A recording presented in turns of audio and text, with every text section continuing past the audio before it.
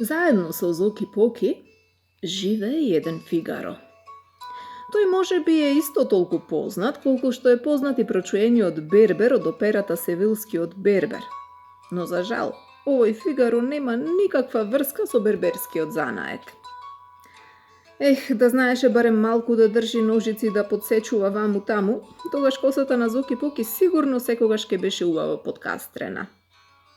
Но, може би и за среќа. Зашто, леле, кој знае што ќе станеше во станот на Зоки Поки ако овој Фигаро умееше да држи ножици. Големата авантура на Фигаро.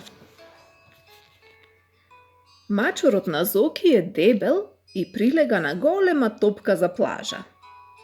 Но иако сите го признаваат тоа, никој не умее да каже како тој го доби своето име, кое впрочем никако не подсетува на таква топка.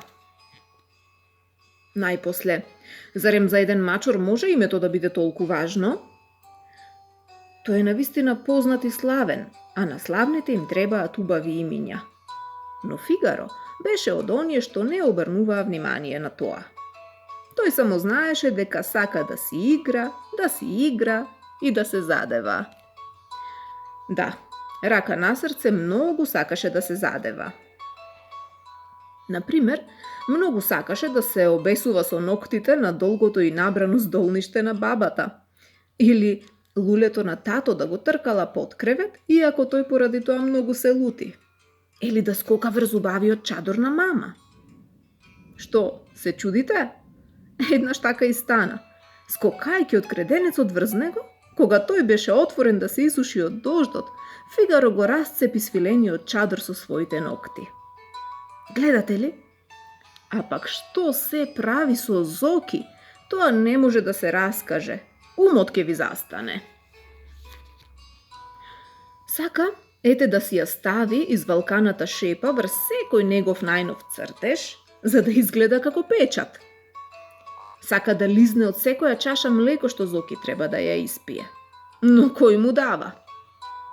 Сака да ја завлече главата во чевелот на Зоки и така како збудален да јури низ станот. И уште што не. Но по се изгледа најмногу сака да си игра со Муви. Штом ќе види Мува, заборава на себе. Скока по неа и врз креденецот и врз запалената печка, па дури за една Мува може да се најде обесен и на лустерот. Како го прави тоа? Никој не знае. Неговите скокови се вистинско чудо.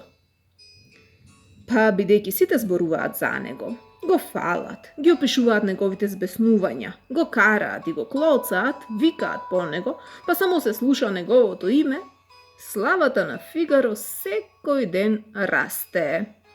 Веќе секој дете од улицата знае за него. Но не може да се рече дека сите толку го сакаат колку што зборуваат за него. На славните им се восхитуваме, но дали ги сакаме? Тоа е друга работа. А завчера по улицата се пронесоа гласови. Фигаро, пш, пш, кутриот Фигаро, пш, пш. Замислете, Фигаро.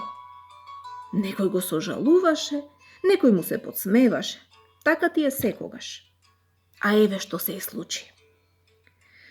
Низ прозорецот во собата влета една оса. Дзунеше гласно и предизвикуваше.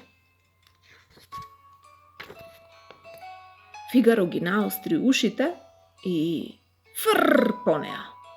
Таа на прозорецот, тој врз завесата. Таа на таванот, тој врз креденецот. Таа на креветот, а тој под креветот. Потоа таа кај вратата, а тој над масата и ги исклештил забите. Одеднаш осата долета право пред неговите нозе, а збунетиот Фигаро пап ја поклопи со муцунката. Што стана потоа? Фигаро мјаукна и се пикна под креветот, а осата остана неподвижна на своето место. Но повеќе го немаше Фигаро да излезе. Под креветот остана цел ден и молбите на Зоки не ги послуша. А кога доцна вечерта со тажно мјаукање ја подаде главата, сите подзинаа. Ова ли е Фигаро? Очите му беа речиси затворени, а носот како домат. Само опашката мрда помирливо и потоа се познава дека гордиот Фигаро бара милост.